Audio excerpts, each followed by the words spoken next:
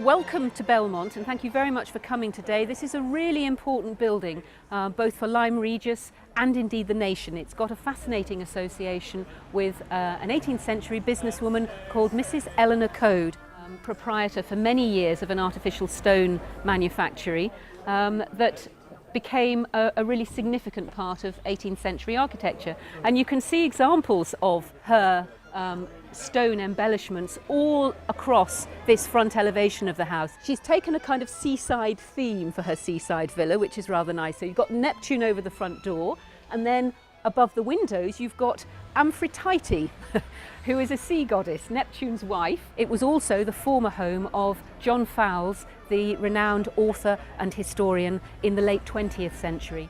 It's a Grade 2 starred house that at the moment is in quite considerable distress. This house has got serious structural problems, and you can see the cracking that's developing in the walls.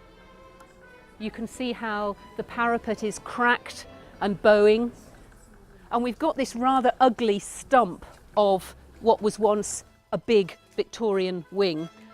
This will go so that we can recover the original 18th century form of the house.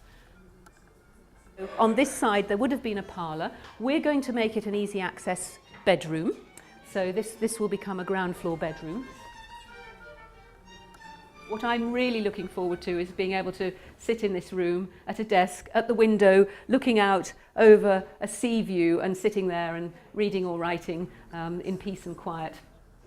And then we come through here into one of the, well, probably the most important room in the house. This is the original 18th century drawing room, and more latterly John Fowles' writing room. We've had over 200 visitors today, which has been fantastic, and among them was Mary Scriven. Mary was John Fowles' secretary in the 1970s and 80s. Tell us how it was. Well, he had quite a large and old-fashioned beautiful desk, and it stood about here. He sat in his chair there with his ashtray, with his disc blue cigarettes, and I had a chair there and sat with my back to the window. So consequently I know that part of the room pretty well.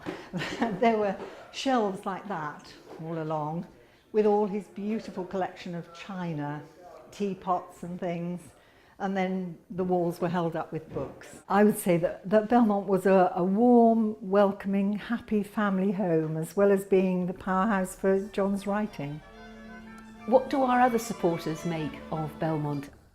What's most interesting in this place is the historical context of the building and the location, looking out over the sea. I think the sheer detail that still exists, I mean the fireplaces, the cornices, some of them are made of cold stone, but of course I believe the recipe of that has been lost. I see the place looking tired and dilapidated and somewhat run down, and I think wouldn't it be lovely to have it done up by the year 2015, just in time for your anniversary. I think the specialness of it is that it cares for buildings, it cares for properties, it cares for the people that were in them, and if you put all those three things together, you've got this place. And I'm looking forward to coming and staying here in the not too distant future. So we've had a fantastic day here at Belmont. The sun shone. I can't wait to get Belmont restored and open as a landmark. We're nearly there. We just need to raise the last few £1,000s. So please help us if you can.